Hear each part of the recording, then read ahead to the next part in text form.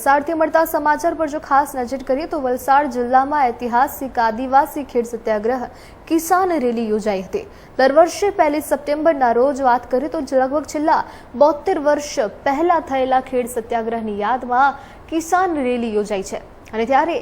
કપરાડા તાલુકાના અરનાલા ગામમાં પારડી વિભાગમાં કિસાન પંચાયત પ્રેરિત કિસાન રેલીમાં વલસાડ ડાંગના સાંસદ ધવલ પટેલ, કપરાડાના ધારાસભ્ય જીતુભાઈ ચૌધરી અને ધરમપુરના ધારાસભ્ય અરવિંદ પટેલ સહિતના લગભગ વલસાડ જિલ્લાના તમામ આદિવાસી આગેવાનો પણ જોડાયા હતા। મહત્વપૂર્ણ છે કે આદિવાસી જે કહી શકાય કે આઝાદી બાદ વલસાડ જિલ્લાના આદિવાસી વિસ્તારમાં જમીન વિહોણા ખેત મજૂરોની હાલત દયનીય હતી અને જેઓ અહીં ના માલતે કહી શકાય કે માલે તુજોરની ખાસ જમીનમાં મજૂરી કરી ગુજરાન ચલાવતા હતા અને આથી જ કહી શકાય કે ઈસવીસન 1953માં આ વિસ્તારના ઉત્તમભાઈ પટેલ અને ઈશ્વરભાઈ દેસાઈની આગેવાનીમાં ઐતિહાસિક ખેડ સત્યાગ્રહ જેને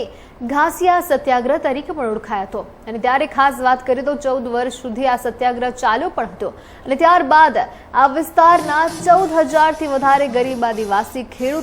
મજૂર ખેડૂતો ઉપરાંત તાત્કાલિક વડાપ્રધાન ઇન્દિરા ગાંધીના હસ્તે પણ ખાસ જમીનોના હક મળ્યા હતા। આથી દર વર્ષે 1 સપ્ટેમ્બરના રોજ ખાસ ખેડ સત્યાગ્રહનું આયોજન કરાય છે। આ વર્ષે પરંપરા પ્રમાણે રેલી યોજી ઐતિહાસિક ખેડ સત્યાગ્રહના ઇતિહાસને પણ યાદ કરાયા છે। ત્યારે આ સ્થાનિક કપરાડાના ધારાસભ્ય જીતુ ચૌધરીએ પણ ખાસ ખેડ સત્યાગ્રહના કારણે જ આ વિસ્તારના આદિવાસીઓનો વિકાસ થયો છે અને તેનો જમીનોના તેઓ માલિક બન્યા છે તેવું પણ જણાવ્યું